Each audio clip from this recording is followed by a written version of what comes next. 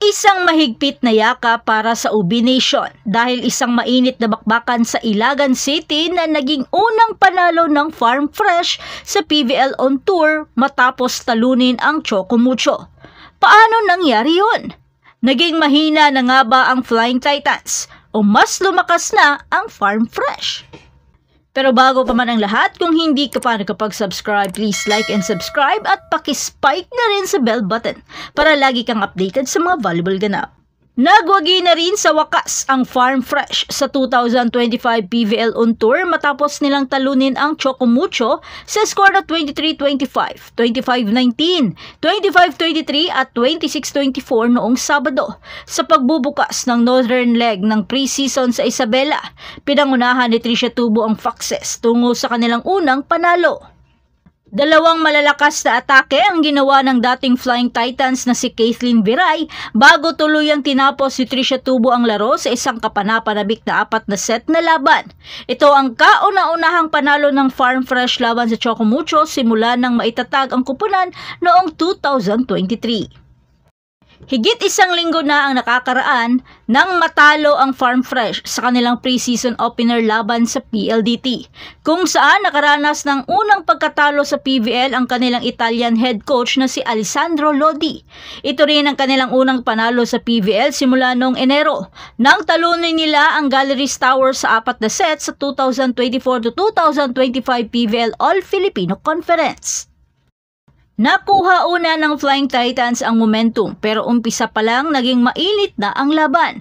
Sobrang dikit ng score kaya umpisa pa lang makapigil hininga na ang bakbakan. Kaya sa second set, tinadtad ng Farm Fresh ng mga killer blocks ang Flying Titans para magiba nito ang sistema at ang kanilang kumpiyansa, maliban sa lumalakas na depensa at opensa ng Farm Fresh.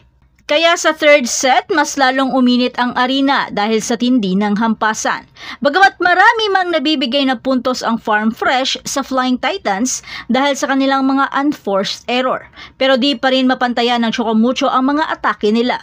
Sa puntong ito, nanganganib na ang Flying Titans. Masipag ang Farm Fresh sa floor defense, bagay na naging mahirap para sa Choco Mucho na patayin ang bola. Isa rin ay ang nababasa na nila ang galaw ng Choco Mucho. Kaya sa fourth set, isang matinding pagbabalik ng Choco Mucho nang magawa nilang maidikit ang score at muntikan pang makuha ang panalo. Sa puntong ito, pinasok na ni Coach Dante ang mga rookie na nagbigay naman ng mga quality minutes upang magiba ang momentum ng Farm Fresh. Kaya nakuha nilang mahabol at maitabla sa 22-all. Nag-step up na rin ang kanilang kapitana na si Des Cheng. Si Viray na kanina pa nakakapuntos para sa Farm Fresh, pero this time naka-jackpot si Villegas sa isang monster block, bagay na nagpa-time out kay Coach Lodi. Pagkatapos ng timeout, binigay ni Viray ang isang buong puwersa sa kanyang lifty power hit, bagay na nagpa-match point sa kanila. Pero Villegas ayaw paawat dahil muli siyang nagpapakilala sa kanyang mga malulupit na opensa. Pero sa isang off-the-block hit ni Viray sa pangalawang pagkakataon, na match point ulit nito ang Foxes. Pinilit man ni Cheng na ipasok ang bola para pigilan ang Farm Fresh, kaso isang solidong killer block ang ginawa ni Tubo dahilan ng pagkatalo ng Choco Mucho. Nanguna si Tubo sa panalo ng Foxes gamit ang 22 points mula sa 16 attacks, 3 blocks at 3 aces. Samantala, ang kulang-kulang sa manlalaro na Flying Titans ay nakaranas na ng 2 pagkatalo sa mga palaging nasa ibaba ng liga na Nextled at Farm Fresh. Nakagawa naman ng 22 excellent sets at 4 na puntos si Alohi Robbins Hardy, ang pangalawa sa overall draft pick sa laro kung saan siya unang naging starting setter. Malaki ang naging epekto sa kakulangan pa rin sa manlalaro ng Choco Mucho na maraon lamang 13 sa 14 na maximum na manlalaro sa isang laro, na umasa kina Isa Molde na may 13 points at sa team captain na si Des Cheng na may 10 points at 13 digs. Susubukan ng Foxes na manalo ulit laban sa defending All-Filipino champion na Petrogas, habang haharap naman ang Flying Titans sa walang talong PLDT para wakasan ang kanilang 2 larong pagkatalo na parehong ilalaro sa Linggo sa Isabela.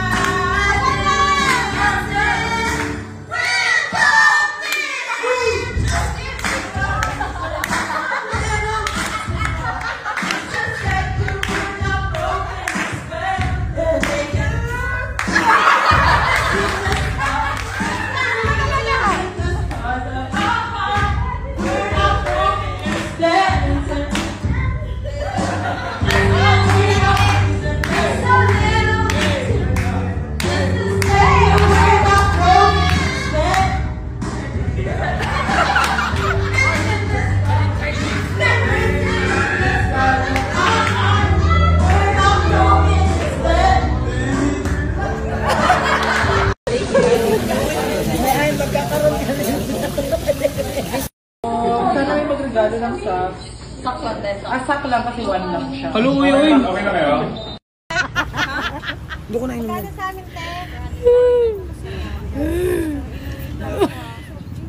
Gcash siya kasi. Please blink. Gumagano. Please blink.